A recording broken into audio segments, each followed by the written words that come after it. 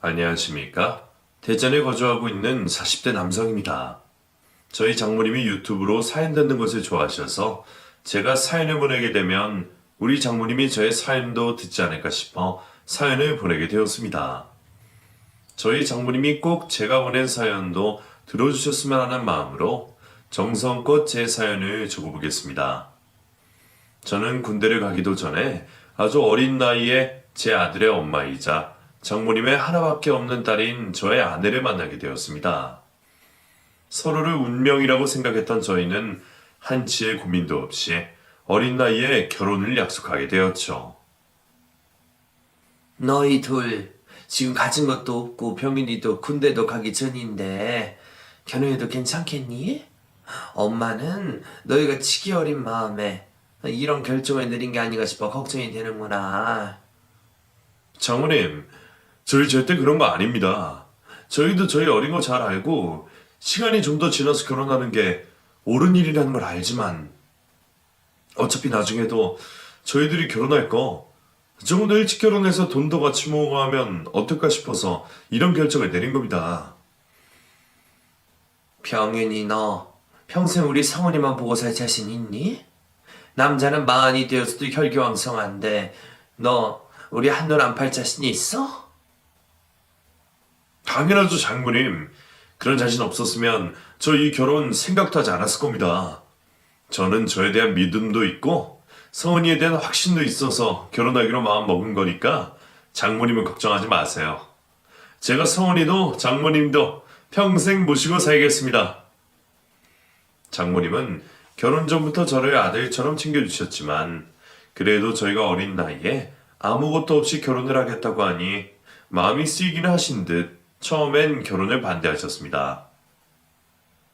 우리 쪽도 그렇고 병인이 네 쪽도 그렇고 제대로 된 부모가 없는데 어린 나이에 온전히 너희 힘으로만 살림을 꾸리고 살아야 된다고 생각하니까 내 마음이 편치만은 않구나.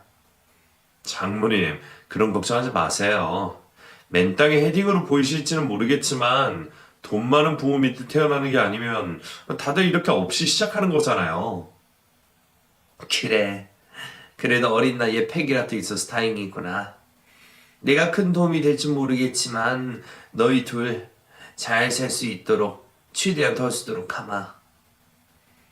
장인어른은 아내가 아주 어릴 때 세상을 떠나셔서 아내에게는 부모라고는 장모님 한 분뿐이셨고 저는 태어나자마자 고아원에 버려져 부모의 얼굴도 이름도 모르며 살아왔습니다. 그런 상황에서 저희가 결혼을 한다고 하니 아마 그때 장모님 속은 말도 아니었을 겁니다. 너희들 돈도 없는데 무리해서 집 가지 말고 일단 우리 집에 들어와서 지내. 집이 조금 작아도 셋이 지내기에는 크게 무리가 없을 거야. 아닙니다, 장모님. 저희 작은 원룸에서라도 시작해보려고 집 알아보고 있는 중이에요. 저랑 같이 살면 장모님도 불편하실 거 아니에요. 내가 불편할 게 뭐가 있어. 내 아들이라고 생각하면 나 불편할 거 하나도 없어. 그리고 지금 너희는 돈을 쓰는 것보다 모으는 게 더 중요하니까 돈 쓸 생각하지 말고 일단 우리 집에 들어와서 돈 좀 모으고 나가는가 해. 내가 지금 너희들을 도와줄 수 있는 방법이 이거 하나뿐이다. 사실 장모님이 방 한 칸을 내어주지 않으셨다면 아내와 저는 대출로 집을 구했어야 했는데 장모님의 배려로 저희는 돈 한 푼 들이지 않고 저희 부부가 지낼 수 있는 곳을 마련할 수 있게 되었습니다. 친구들은 남자가 자존심도 없이 처가살이를 하냐며 비아냥거렸지만 저희 장모님 같은 사람과 함께 사는 것이라면 저는 죽을 때까지 처가살이를 할 수 있을 것 같았습니다. 병인이 너 아침밥 안 먹는다고 해서 간단하게 샌드위치 만들어 놨으니까 점심 먹기 전에 배고프면 회사에서 먹든가 가는 길에 먹든가 해. 와, 장모님, 이런 것도 만들 줄 아세요? 엄청 맛있어 보이는데요? 역시 사회 생각하는 사람은 우리 장모님밖에 없다니까요. 오이 싫어한다고 해서 병인이 거는 오이 뺐으니까 헷갈리지 말고 내 챙겨. 그리고 병인이 너 맨날 신고 다니는 신발 너무 더러워서 그건 버리고 따로 새 걸로 사줬으니까 새 거 신고 나가. 장모님, 저 그 신발 더 신어도 되는데요? 그리고 장모님이 돈이 어디 있다고, 아휴, 왜 이렇게 비싼 걸로 사오셨어요? 사람이 발이 편해야지 덜 피곤했죠. 너 하루 종일 서서 일하는데 신발이라도 편해야지 않겠어? 돈 걱정하지 말고 잘 신어. 호칭만 장모님이지 사실 장모님은 제게 친어머니와 다를 게 없었습니다. 부모도 없고 가지건 아무것도 없었지만 제가 세상을 긍정적으로 바라보며 열심히 살 수 있었던 이유는 아내와 장모님의 사랑 덕분이라고 생각을 합니다. 아내와 결혼을 하고 시간이 어떻게 지나가는지도 모르게 열심히 살았는데 집으로 입영 통지서가 날라왔습니다. 장모님, 저 이제 가야 할 때가 온 것 같아요. 최대한 미룰 수 있으면 미루고 싶지만 어차피 가야 되는 거 어릴 때 빨리 다녀오는 게 더 나을 것 같다는 생각이 들어서요. 그리고 제가 군대에 가면 성은이 혼자 있어야 되는데 이렇게 장모님 댁에 지낼 때 다녀오면 장모님이 계시니까 성은이 걱정도 덜 해도 될 것 같고요. 그래. 네 말대로 성원이 나랑 지내고 있을 때 하루라도 빨리 군대에 다녀오는 게 좋을 것 같구나. 그리고 한 살이라도 어릴 때 가야지. 네 몸도 힘들지 않지. 여기서 몸 혹사 다 시키고 군대 가면 얼마나 힘들겠니? 그럼 장모님만 믿고 저 군대 빨리 다녀오겠습니다. 그동안 우리 성은이 잘 부탁드려요. 아내를 혼자 두고 군대에 가는 게 마음에 걸렸는데 장모님이 아내 곁에 계셔 주셔서 그래도 조금은 마음 편하게 군대에 다녀올 수 있었습니다. 군대에 가 있을 때도 장모님은 그 머나먼 강원도까지 직접 만든 도시락을 싸들고 몇 번이나 면회로 와주셨죠. 장모님, 오시는데 고생 많으셨죠? 오는 길도 힘든데 왜 도시락까지 직접 만드셔 오셨어요? 부대 앞에 파는 거 아무거나 사오시면 되는데요. 다른 애들은 다 자기 부모가 직접 산 도시락 먹을 텐데 병인이 너만 사온 음식 먹을 순 없으니까 직접 만들어 온 거야. 그리고 이게 뭐가 힘들다고 그러니? 내 새끼 먹인다고 생각하면 부모는 힘든 거 하나도 없다. 장모님, 그래도 다음부터는 도시락 싸오지 마세요. 그리고 고생하셔서 여기까지 오시지도 마시고요. 성은이나 장모님이 저 때문에 이게 다 무슨 고생이에요. 나라에서 내 새끼 그렇게 홀라당 데리고 가버렸는데 몸 건강이 잘 있나 내 눈을 수시로 확인해야지. 내가 안심이 될 것 같아서 온 거니까 오지 말라 소리 하지 마라. 나도 힘들고 바쁘면 오고 싶어도 못 올 거니까 올 수 있을 때 오게 내버려둬. 군대에 있는 내내 장모님의 사랑에 어떻게 보답을 해야 될까 제 나름대로 많은 계획을 짜고 전역을 하게 되었습니다. 전역하고 하루도 쉬지 않고 바로 일을 해야겠다고 마음을 먹고 사회로 나왔는데 장모님이 일을 구하지 말라며 저를 말리셨습니다. 장모님, 저 바로 일해도 괜찮습니다. 장모님은 저 좀 쉬시라고 그러시는 거 알지만 제가 일을 쉬면 장모님이나 성훈이가 더 고생하는데 어떻게 일을 쉴 수 있겠습니까? 너 쉬라고 일 구하지 말라고 하는 게 아니라 네가 해야 할 일이 있어서 그런다. 자, 이거 받아라. 장모님은 저에게 부동산 서류 하나를 건네주셨습니다. 장모님 옆에 앉아있던 아내는 그저 싱글벙글인 얼굴로 저를 바라만 보았고 그게 무엇인지 알려주지 않았죠. 장모님, 이걸 왜 저한테 주시는 거예요? 장모님 저 없는 사이에 땅이나 건물 하나 사신 건 아니시죠? 내가 무슨 돈이 있다고 땅이랑 건물을 사겠어. 너랑 성은이 분가할 집 전세로 하나 마련했으니까 내일 당장 그 집으로 짐 하나씩 옮기도록 해라. 장모님, 저 장모님한테 이걸 절대로 못 받습니다. 제가 감히 어떻게 이런 걸 받겠어요. 성은이랑 살 집은 제가 열심히 일해서 구하도록 하겠습니다. 장모님은 무슨 돈이 있으시다고 이런 걸 마련해 주신 거예요. 그동안 뭐 얻었던 돈 탈탈 털어서 구한 집이니까 거절할 생각하지 말고 들어가서 잘 먹고 잘 살 생각만 해. 대신 혼수는 내가 해줄 여력이 안 돼서 못 해줬으니 그건 너희들이 알아서 하는 걸로 하고. 너희 언제까지 이 좋은 집에서 나랑 셋이 살 수는 없는 노릇이잖아. 병인이 너도 이제 전역을 했으니 아이도 낳고 해야 되지 않겠어? 웬만한 일로는 눈물을 잘 흘리지 않는 편인데 장모님이 건네주신 전세집 계약서를 받아들고는 저는 한참을 울었습니다. 장모님의 사랑이 벅차기도 했고 감사하기도 해서 저도 모르게 눈물을 흘린 것이었죠. 사내 녀석이 이까지는 울긴 왜 울어?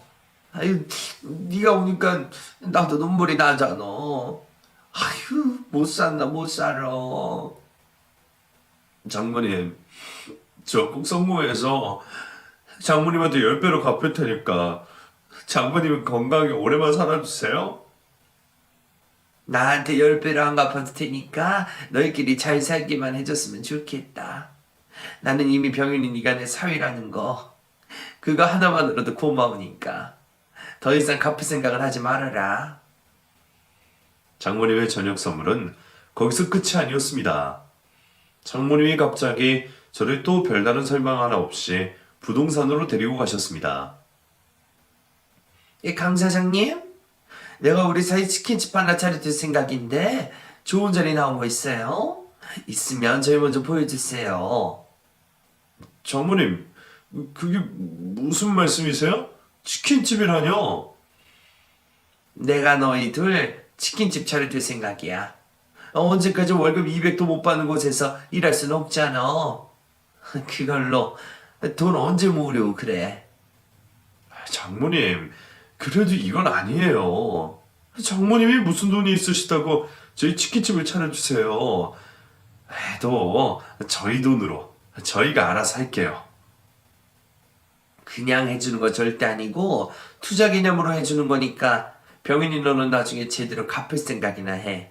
알겠어?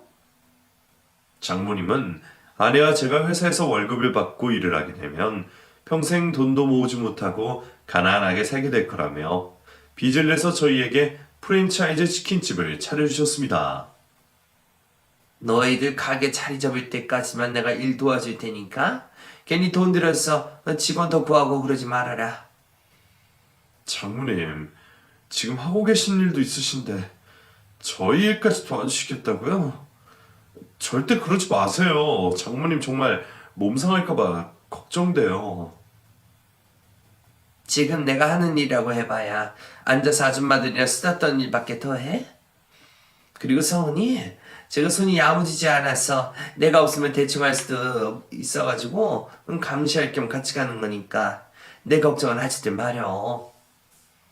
장모님은 하시는 일이 따로 있으셨는데 그 일을 끝내고 나시면 바로 저희 치킨집에 들러 장사 준비를 도와주셨습니다.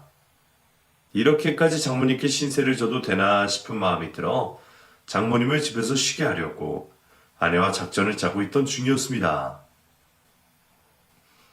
여보, 근데 있잖아. 나 요즘 몸이 조금 이상한 것 같아. 설마 임신 아니겠지? 근데 느낌은 자꾸 임신일 것 같은 느낌이 들어. 그런 느낌이 들면 이럴 게 아니라 확인해봐야지. 왜 가만히 있어? 내가 임신 테스트기 사볼까? 임신이면 기분은 좋겠지만 그렇게 되면 또 우리 엄마가 고생하게 되니까 그게 신경이 쓰여서 그래. 안 그래도 우리 엄마 우리 때문에 저렇게 고생하는데 임신이면 우리 엄마 분명히 나 치킨집 근처에 얼씬도 못하게 할 거란 말이야. 그건 그렇겠지만 일단 임신인지 아닌지부터 확인해보자. 그리고 그런 걱정은 미리 하지 않아도 될 것 같아. 치킨집에 한창 바쁠 시기에 아내는 임신을 하게 되었습니다. 그 사실은 장모님께 알려야 되나 말아야 되나 하고 있던 중 장모님이 대뜸 이런 말씀을 하셨습니다. 석은아, 너 요즘 몸 괜찮아? 엄마가 꿈을 꿨는데 왠지 느낌이 그게 네 태몽일 것 같은데 너 임신 소식 없니? 엄마가 태몽을 꿨다고? 무슨 꿈을 꿨길래 그래? 아니, 집 많은 호랑이가 나를 태우고 여기저기 다니는 거야. 꿈에서도 이게 뭔가 싶어서 일단은 타고 다니는데 너랑 병윤이가 집 앞에서 호랑이랑 나한테 손을 흔들고 있는 거야. 이게 아무래도 생각해도 태몽 같은데, 응? 너한테 아무 소식이 없어서 물어보는 거야. 장모님의 말에 아내와 저는 온몸에 닭살이 돋고 말았습니다. 장모님께 말해야 되나 말아야 되나 고민을 하고 있었지만 저희는 장모님께 태몽 이야기를 듣고 임신 사실을 솔직하게 털어놓았습니다. 아이고, 너희들 쓸데없는 걱정할 시간도 있고 팔자도 좋다. 네가 임신을 하든 말든 나는 너네 돕는 건 똑같은데 그걸 왜 말할까 말까 고민을 해. 그리고 네가 말 안 한다고 내가 눈치를 못 챌 것 같아? 장모님, 성은이 임신했다고 해서 더 무리하지 마시고요. 그냥 하던 대로만 해주세요. 이미 나는 너희한테 해줄 만큼 다 하고 있어서 여기서도 무리하고 싶어도 못하니까 걱정하지 마라. 일단 임신 초기에는 조심해야 되니까 서은이 너는 안정기 접어들 때까지는 가게 나오지 마. 예상대로 아내가 임신하게 되면서 장모님이 해야 할 일이 더 늘어나게 되었습니다. 장모님은 가게 일도 봐주시고 임신한 저의 아내를 돌봐주시기까지 하시면서 제가 주는 월급은 절대 받지 않으셨죠. 장모님, 많이 챙겨드린 것도 아니고 조금 넣어드린 건데 이것마저 안 받으시면 저 진짜 장모님한테 죄송해서 안 돼요. 너희 일부러 인건비 쓰지 말라고 내가 일 도와주는 건데 나한테 그 돈을 주면 무슨 의미가 있겠어. 나도 돈 벌고 있어서 필요 없으니까 그건 너희 쓰는 데 쓰도록 해. 장모님은 저희에게서 돈 한 푼 받지 않으시고 저희를 도와주셨는데 아내가 출산을 하고 나서는 저희가 부탁드리지도 않았지만 먼저 아이를 돌봐주셨습니다. 엄마, 우리 그냥 원빈이 입원인 서서 맡기면 되니까 엄마는 저녁에 집에서 좀 쉬어. 엄마 그러다 탈날까봐 걱정돼. 내가 있는데 왜 애를 남의 손에 맡겨? 그리고 아무리 믿음직한 사람이라고 해도 애 함부로 맡기는 거 아니다. 내 새끼도 떼쓰고 울면 한 대 쥐어받고 싶고 미운데 나 뭐 오죽하게 했어? 그럼 엄마, 우리 원빈이 볼 거면 매달 우리한테 용돈 받는 걸로 해. 차서방이랑 나 더 이상 엄마한테 맨입으로 돈 받을 수 없어. 아, 그래. 너희들이 그러고 싶으면 그렇게 하도록 해라. 나도 이제 하던 일 그만두고 집에서 원빈이나 돌봐야겠다. 지금은 너희 가게 일 도와주고 원빈이 보는 것만으로 힘들어서 다른 일은 더 못하겠구나.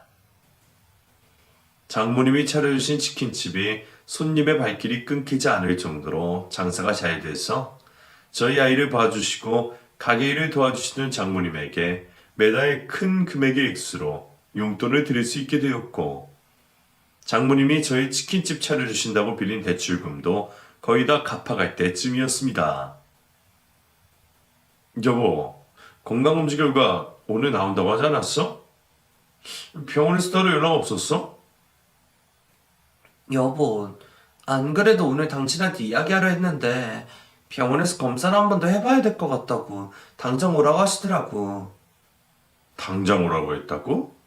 무슨 안 좋은 거라고 발견을 한 거래? 난소 쪽에 뭐가 보이나 봐. 암이면 당장 치료해야 되니까 빨리 병원으로 와서 더 자세하게 검사를 해보자고 하더라고. 당신 오늘 나랑 같이 병원에 갈 수 있어?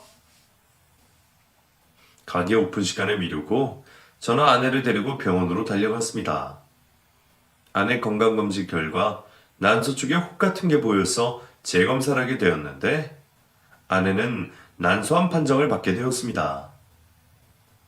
사실 난소암은 생존율이 아주 낮은 암입니다. 난소암은 대부분 발견하게 될 때는 더 이상 손쓸 수 없을 정도라고 생각하시면 되고요. 이상한 환자분도 지금 그런 상태라고 보시면 됩니다. 지금 상황으로는 항암도 수술도 어려운 상태입니다. 아내의 살 날이 얼마 남지 않았다는 의사 선생님의 소견을 듣고 집으로 돌아온 저희는 제일 먼저 장모님 걱정부터 하게 되었습니다. 엄마한테 이야기해야 되나? 엄마가 알게 되면 많이 놀랄 텐데 나 엄마한테 말할 자신이 없어. 말하긴 해야지. 장모님한테 이 사실을 숨기면 장모님 배신감도 느끼실 거고 더 크게 충격받으실 거야. 우리 엄마 어떡해? 평생 딸 하나만 보고 살아왔는데 딸이 죽을 병에 걸렸다니. 나는 죽는 것보다 우리 엄마가 충격받는 게 더 무섭고 두려워. 장모님에게 아내의 병을 숨길 수만 있다면 그러고 싶었지만 시한부 판정을 받은 상황에서는 더 이상 숨길 수가 없어 장모님에게 아내가 난소암에 걸렸다는 사실을 솔직하게 털어놓았습니다. 그런데 장모님은 저희 예상과 다르게 크게 충격을 받지 않으셨고 태연한 모습을 유지하셨습니다. 의사 선생님이 뭐라고 하시든 할 수 있는 데까지 해봐야지. 의사 선생님이 안 된다고 해서 살기를 포기할 건 아니잖아. 하루라도 더 살아서 원빈이 옆에 오래 있어줘야 되지 않겠어? 저희가 장모님 별 면목이 없습니다. 이렇게 저희는 장모님한테 신세만 지고 마음만 아프게 해드리는지 저도 장모님한테 불효자입니다. 됐어. 그런 소리 할 필요 없다. 성은이도 아프고 싶어서 아픈 것도 아니고 너도 열심히 살아보려고 하고 있는데도 어쩔 수 없이 일어난 일 아니냐.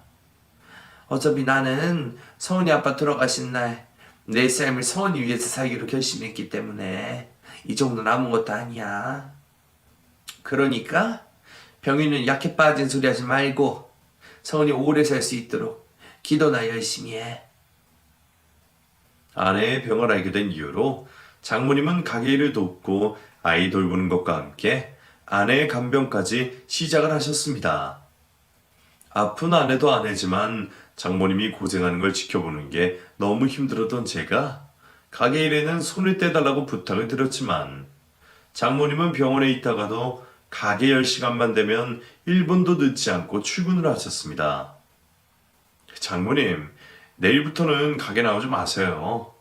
장모님 계속 이렇게 가게 나오시면 저 가게 문 안 열고 문 닫을 거예요.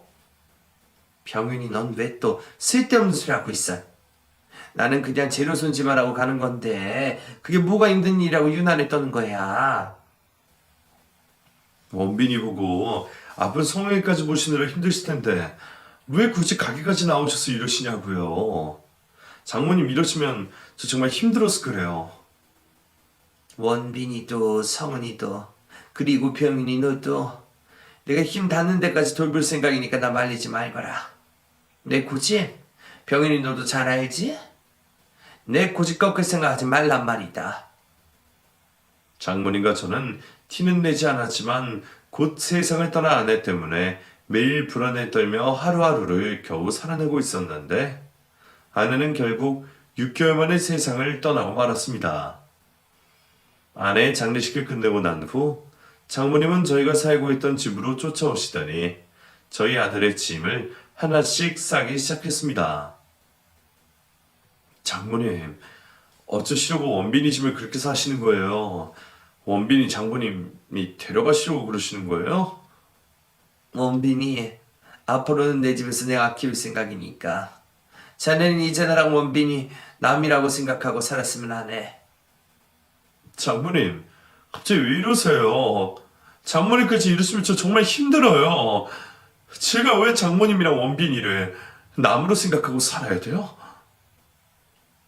아내가 세상을 떠나고 저에게 남은 가족이라고는 장모님과 아내가 낳아준 아들밖에 없는데 장모님이 이러시니 마음이 더 힘들기만 했습니다. 자네도 마음 정리하고 새 출발해야지. 새 출발해야 되는 사람 앞에 나랑 원빈이가 알짱거리면 마음 정리가 되겠나?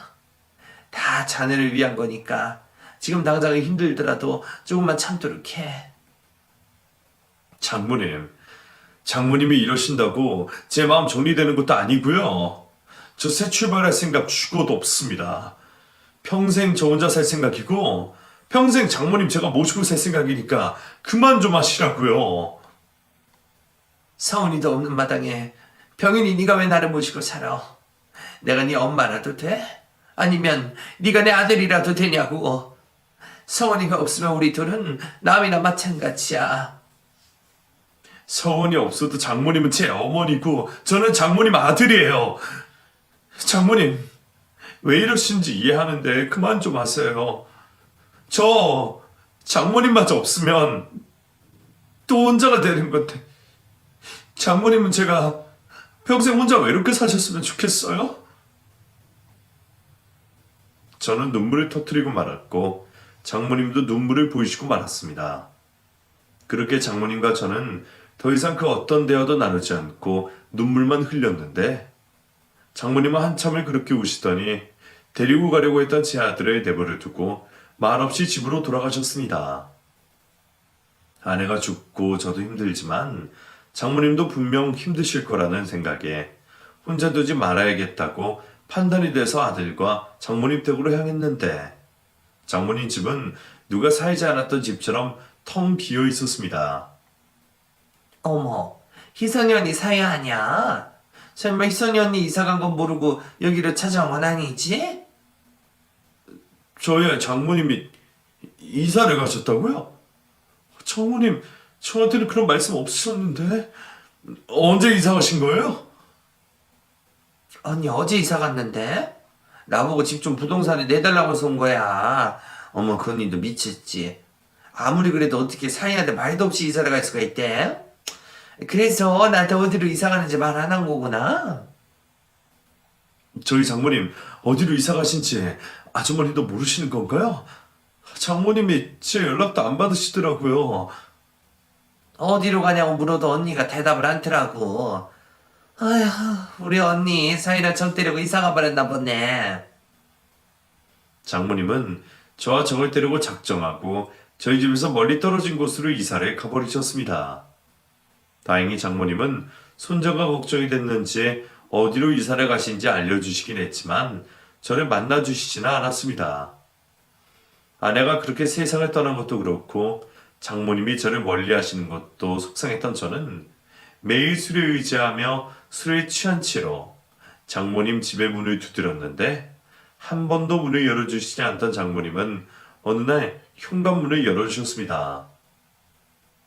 병윤아, 너 어쩌자고 매일같이 술에 취해서 우리 집에 찾아오는 거니?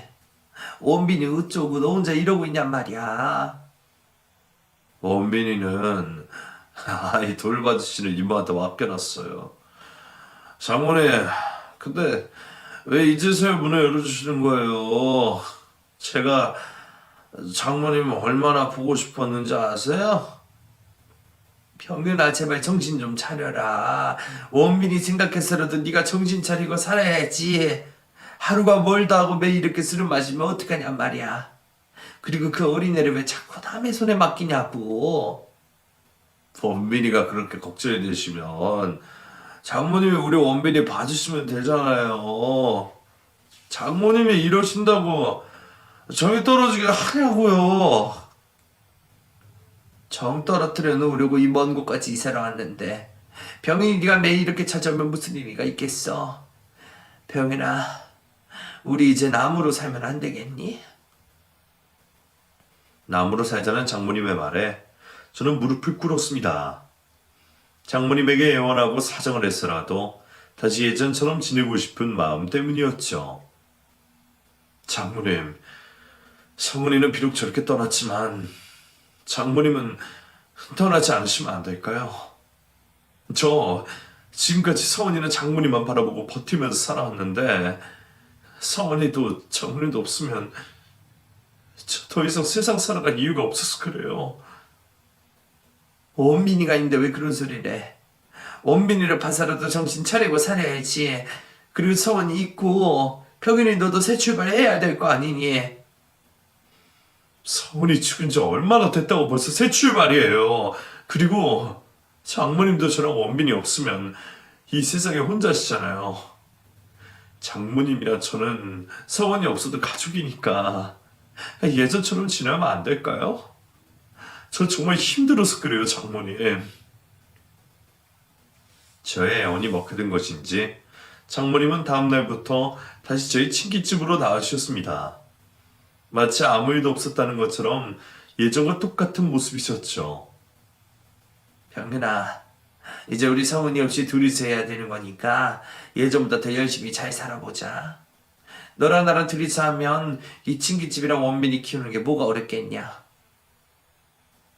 장모님 말씀이 맞습니다. 장모님이랑 저랑 둘이 열심히 하면 못할 거 없을 거예요. 성원이 빈자리가 크겠지만 제가 그 빈자리 느껴지지 않도록 열심히 잘해보겠습니다. 아내만 없을 뿐 장모님과 저희 일상은 변한 게 없었습니다. 장모님은 치킨집 일손을 도와주시면서 엄마를 잃은 제 아들을 정성껏 돌보아 주셨죠. 그렇게 산 지도 5년이 지났을 때 장모님께서 이제 그만 치킨집을 접는 게 어떻겠냐고 하셨습니다. 병민아, 이 치킨집으로 집도 사고 돈도 벌 만큼 벌었으니까 이제 그만 다른 사람한테 넘기는 게 어떻겠어? 나는 네가 이제 좀 편한 일을 했으면 좋겠다. 그럴까요? 이 치킨집 장사가 잘 돼서 팔면 돈 좀 꽤나 받고 팔 수 있을 텐데 팔고 나오는 돈으로 다른 일 하는 게 좋겠죠? 그래, 나는 그렇게 했으면 좋겠다. 너도 그렇고 나도 더 이상 힘들어서 치킨집 일 도와주는 건 못하겠어. 모아둔 돈이랑 여기 팔면 나오는 돈 꽤 되니까 그걸로 또 편한 일 찾아서 해보는 게 어떨까 싶네. 그렇지 않아도 저도 이 치킨집 접어야 되나 생각을 하고 있었어요. 10년 가까이 하루에 5시간밖에 못 자고 일하다 보니까 제 젊음을 여기서 다 깎아먹은 기분이 들더라고요. 그리고 장모님도 이제 그만 쉬셔야죠. 저도 치킨집을 하면서 지칠 대로 지쳤기 때문에 장모님의 제안을 받아들여 10년 동안 운영해온 치킨집을 다른 사람에게 팔아 넘겨버렸습니다. 동네에서 장사가 가장 잘 되는 가게라 그런지 꽤나 많은 돈을 받고 팔 수가 있었는데 저는 그 돈으로 편의점을 차렸습니다. 편의점은 장모님이 도와주실 거 없으니까 걱정 마세요. 저도 야간에는 아르바이트생 구해서 앞으로는 몸 편하게 살 생각이에요. 그래, 잘 결정했어. 병인이 너 10년 동안 한 번도 쉬지 않고 열심히 살았으니까 이제는 좀 여유롭게 살아도 될 거야. 이제 병인이 너나 나나 돈 걱정 없이 원빈이만 잘 키워내기만 하면 되겠네. 돈 걱정도 없고 몸도 편안해지니 장모님과 저는 이제 어린 아들이 잘 크기만 바라면 되었습니다. 장모님은 제 아들을 돌봐주시면서 매일 저희 집에 들러 반찬도 채워주시고 가시고 청소도 해주시고 가셨는데 우리 가족들에게는 그런 일상이 당연시 되어가고 있었습니다. 저는 편의점을 차리고 시간의 여유가 생기면서 아내가 하고 싶었다던 봉사활동을 다니기 시작했는데 그곳에서 저와 환경이 비슷한 여자 한 명을 만나게 되었습니다. 어머, 편의점을 하고 계신다고요? 저도 편의점 하고 있는데 여기서 같은 일 하시는 분 만나니까 정말 반갑네요. 그러게 말입니다. 안 그래도 제가 편의점을 차린 지 얼마 안 돼서 어려움을 많이 겪고 있는데 모르는 거 있으면 미니 씨한테 도움 좀 받아야겠네요. 그래도 괜찮겠죠? 당연하죠. 얼마든지 물어보세요. 저도 편의점 처음 운영할 때 꽤나 고생을 많이 했거든요. 제가 많이 알려드릴게요. 저와 같은 편의점을 운영하는 그 여자는 훗날 저의 새 아내가 되었는데 새 아내는 성격이 아주 밝고 명랑한 사람이었습니다. 솔직히 처음엔 새 아내를 보고 사심 같은 게 바로 생기진 않았는데 새 아내의 속사정을 알고 나서부터 조금씩 마음이 가기 시작했던 것 같습니다. 병윤씨 아내분 없이 혼자서 아들 키우면서 편의점 하고 있다고 하던데 그게 사실이에요? 저도 어쩌다 알게 된 거라 궁금해서 여쭤봐요. 아, 봉사자들 사이에 그런 소문이 났나 보네요. 지금 저희 아내 죽은 지 5년 넘었고 7살 난 아들 제가 혼자서 키우고 있습니다. 소문이 사실이었군요. 사실 저 그 소문 듣고 엄청 놀랐어요. 왜냐면 저도 그때쯤 남편이 잃고 혼자 살면서 편의점 운영하고 있는 거거든요. 병윤 씨랑 저랑 비슷한 게 많아서 솔직히 지금 이게 뭔가 싶어요. 알고 보니 제 아내도 제가 아내를 잃을 때쯤 남편을 잃고 혼자서 편의점을 하며 살고 있었던 것이었습니다. 제가 봉사활동을 시작하게 된 것도 저희 죽은 남편 덕분이거든요. 사실 저는 남편이 살아있을 때 일에 미쳐서 주위를 둘러볼 여유도 없이 살아왔었는데 저희 남편은 매주 여기에 나와서 봉사활동을 했었어요. 남편 죽고 깨달은 게 많았던 저는 제가 하던 일을 그만두고 남편 대신 여기에 나오기 시작한 거예요. 그래요? 저도 아내가 죽기 전에 여유 생기면 봉사활동을 하고 싶다고 입버릇처럼 말해서 그게 생각나서 나오게 된 거거든요. 그리고 저도 그전에는 치킨집 하느라 봉사활동할 시간이 없어서 못 나왔는데 편의점 하면서 여유가 생겨서 나오게 됐어요. 이렇게 이야기하니까 미니 씨랑 저 비슷한 점이 되게 많은 것 같네요. 우연의 일치라고 해도 비슷한 점이 너무 많은 새아내를 보며 어쩌면 죽은 제 아내가 새아내를 만날 수 있게 도와준 게 아닌가 싶은 생각이 들었습니다. 그리고 새아내도 저와 같은 생각을 하고 있는 듯 했죠. 병윤씨, 우리가 새 사람 만나서 새 출발한다는 게 쉽진 않지만 이것도 인연이고 운명인 것 같은데 저희 진지하게 만나볼래요? 새 아내는 저에게 먼저 진지하게 만나보지 않겠냐고 물었고 저는 생각할 시간을 갖고 난 후 새 아내의 고백을 받아들였습니다. 장모님과 아들 그리고 죽은 아내에게 죄책감을 느끼긴 했지만 이 인연을 놓쳐서는 안 된다는 생각이 들어 새 아내와의 연애를 시작한 것이었죠. 병윤씨, 병윤씨 아들 저한테 언제 소개해 줄 거예요? 우리 만난 지도 벌써 1년이 넘었는데 지금쯤 병윤씨 아들이랑 저 인사 정도는 나눠야 되지 않을까요? 그러네요. 우리도 이 정도 만났으면 미니 씨랑 저희 아들 한 번은 만나봐야겠네요. 그럼 제가 아들한테 잘 설명해서 데리고 와보도록 할게요. 조금만 기다려줘요. 새 아내와 연애를 시작하는 것을 장모님에게도 아들에게도 알리지 않았습니다. 말을 해야지 하면서도 입이 쉽게 떨어지지 않아 가족들 몰래 새 아내를 만난 지 1년이 넘었을 때 저는 장모님 몰래 아들을 새 아내에게 인사시켜 주었습니다. 그리고 그 다음날 장모님에게서 전화가 한 통 걸려왔습니다. 병윤아, 너 지금 만나고 있는 여자가 있는 거니? 원빈이가 어제 아빠 여자친구 만나고 왔다고 하던데 그게 사실이야? 장모님, 제가 진작에 말씀드리려고 했는데 어쩌다가 장모님께는 말씀을 못 드리게 됐어요. 이렇게 알게 해서 정말 죄송합니다. 나한테 죄송할 거 없고 듣던 좀 반가운 소식이라 궁금해서 전화해서 물어보는 게 있다. 만나는 여자 있으면 나한테 진작 말하지 그랬어. 장모님한테 평생 혼자 살겠다고 큰소리 떵떵 쳐놨는데 어떻게 말을 하겠어요. 그리고 만나다 금방 헤어질 수도 있어서 말 안 했던 건데 여기까지 오게 됐네요. 이왕 이렇게 만나는 거 좋은 사람이다 싶으면 놓치지 말고 꽉 잡아서 재혼까지 해. 원빈이도 아빠 여자친구 예쁘고 착하다고 엄청 좋아하더구나. 장모님은 저에게 여자친구가 생겼다는 것에 세상 그 누구보다 기뻐하시고 축하해 주셨습니다. 하지만 저는 새 아내와 연애는 해도 결혼을 할 생각은 없었기에 장모님께 딱 잘라 말했습니다. 장모님, 근데 저 새장가 갈 생각은 없습니다. 재혼하려고 이 여자 만난 것도 아니고요. 장모님도 저 어디 갑니까? 나 때문에 못 가는 건 더더욱 가야지. 평생 호래비로 살 생각인가? 이 좋은 나이에 왜 나 때문에 재혼도 못하고 혼자 살냔 말이야. 제발 나 신경 쓰지 말고 세장가 좀 가. 제가 장가를 가버리면 장모님은 정말 혼자가 되는 건데 그걸 알면서 제가 어떻게 장가를 가요?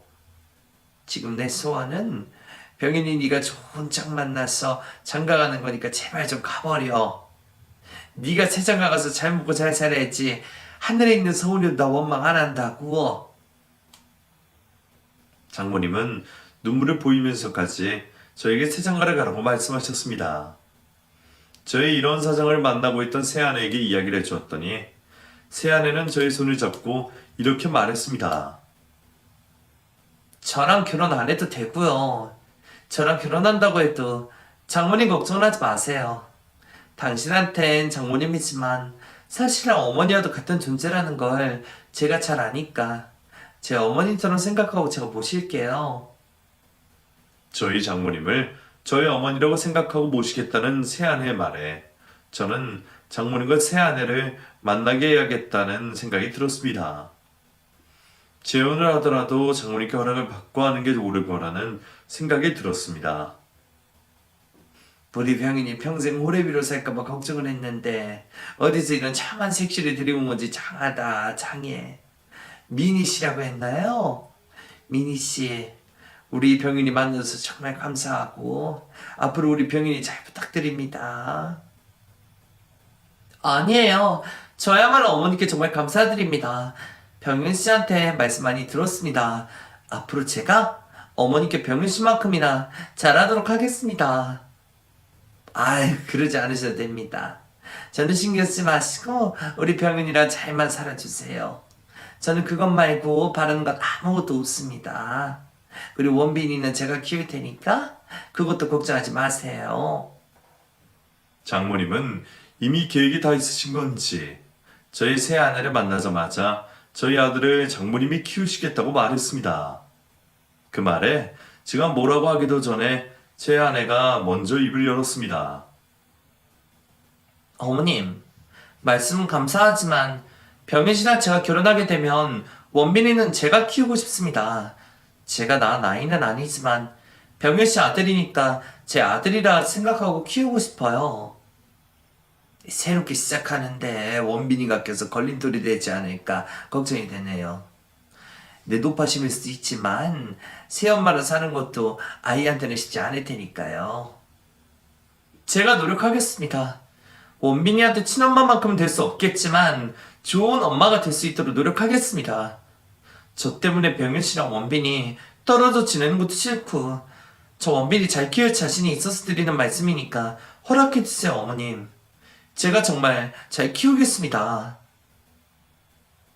새 아내는 장모님의 손을 잡고 눈물을 흘리면서 저희 아들을 키울 수 있게 해달라고 부탁을 했습니다. 아무래도 장모님은 손자만큼은 본인이 키우고 싶어 하신 눈치였는데 새 아내의 간곡한 부탁을 결국엔 받아들여 주셨습니다. 그래요. 원빈이도 할머니랑 둘이 사는 것보다 아빠랑 새엄마랑 사는 게 더 좋겠죠. 원빈이 내가 키우고 싶다는 건 내 욕심이니 미니 씨만 믿고 우리 원빈이 맡기겠습니다. 우리 병인이랑 원빈이 잘 좀 부탁드릴게요. 그리고 셋이 살다가 힘들어지면 언제든지 저한테 연락하세요. 아시겠죠? 네, 어머님. 힘들 때마다 주저앉고 도움 청하겠습니다. 많이 도와주세요. 그리고 저 믿어주셔서 정말 감사합니다. 장모님에게 재혼 허락을 받고 난 후 본격적으로 결혼 준비에 돌입했는데 장모님은 결혼식에 입을 양복을 본인이 해주고 싶으시다며 꽤 값이 나가는 양복을 하나 장만해 주셨습니다. 병인아, 내가 마지막으로 너한테 선물 하나를 더 주려고 하는데 절대 거절하지 생각하지 말고 바꾸라. 너 거절하면 나 앞으로 죽을 때까지 너 안 볼 생각이다. 또 뭔데 그러세요? 장모님, 설마 저한테 돈 주려고 가시는 건 아니시죠?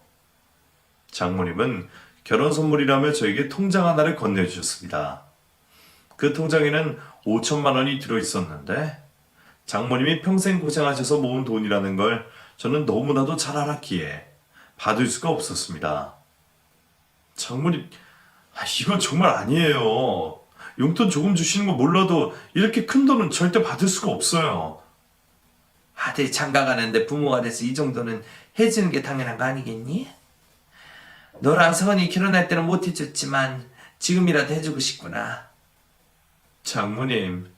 장모님이 제 곁에 계셔주시는 것만으로도 저는 감사해요.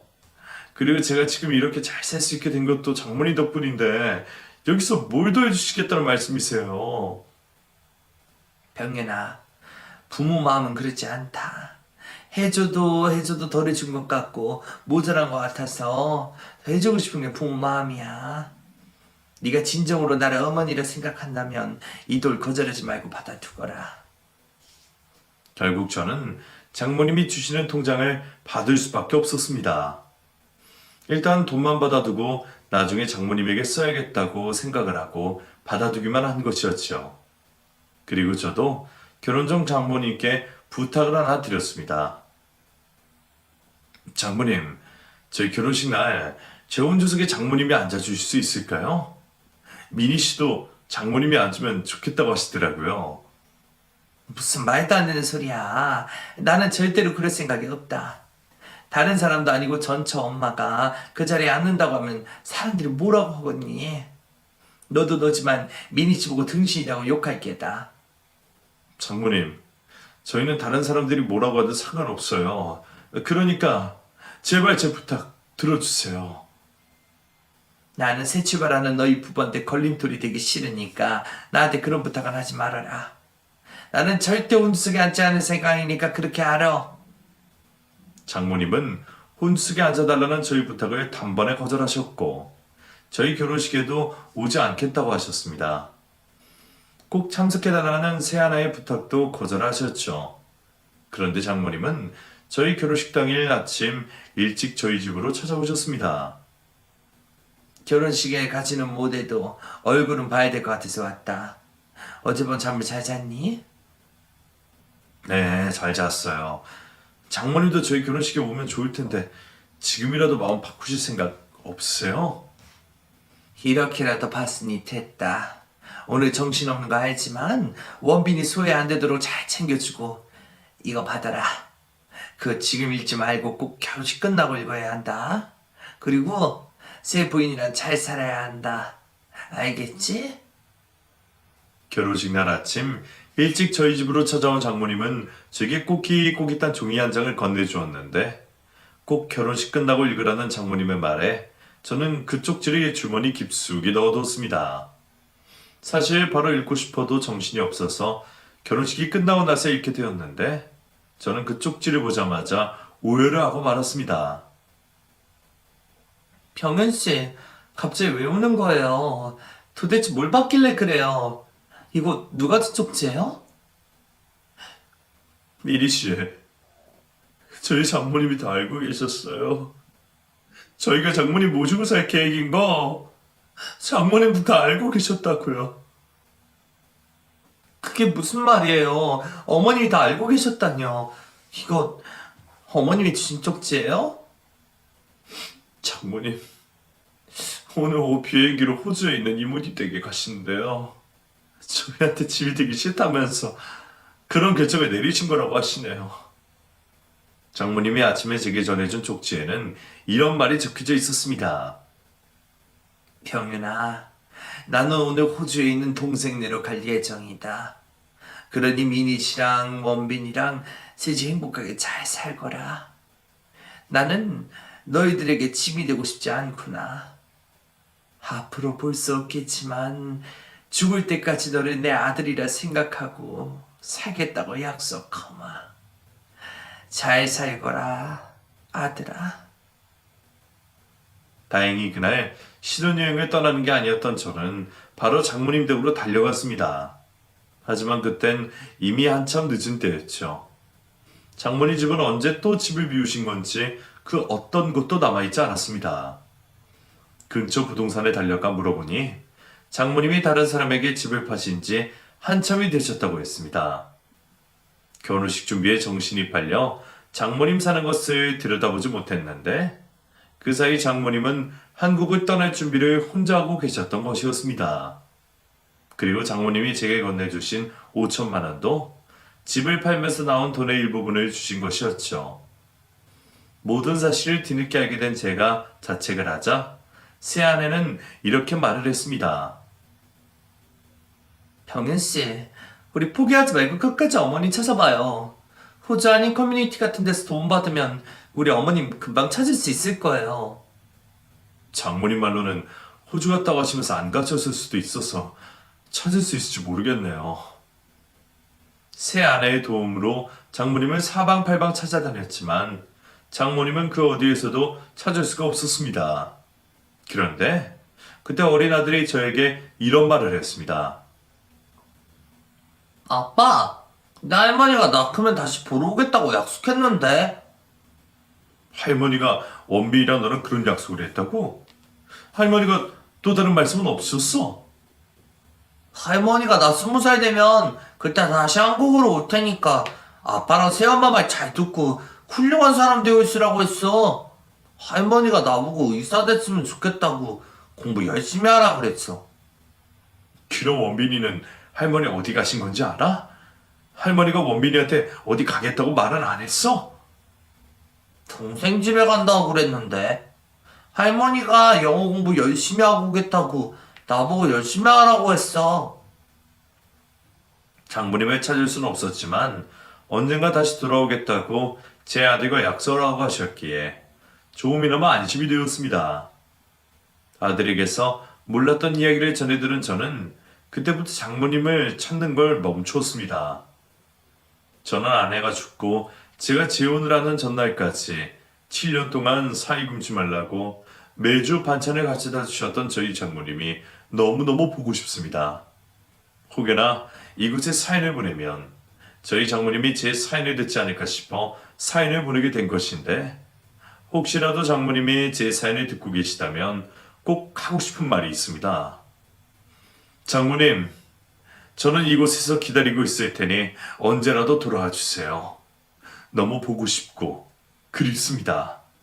그리고 사랑합니다.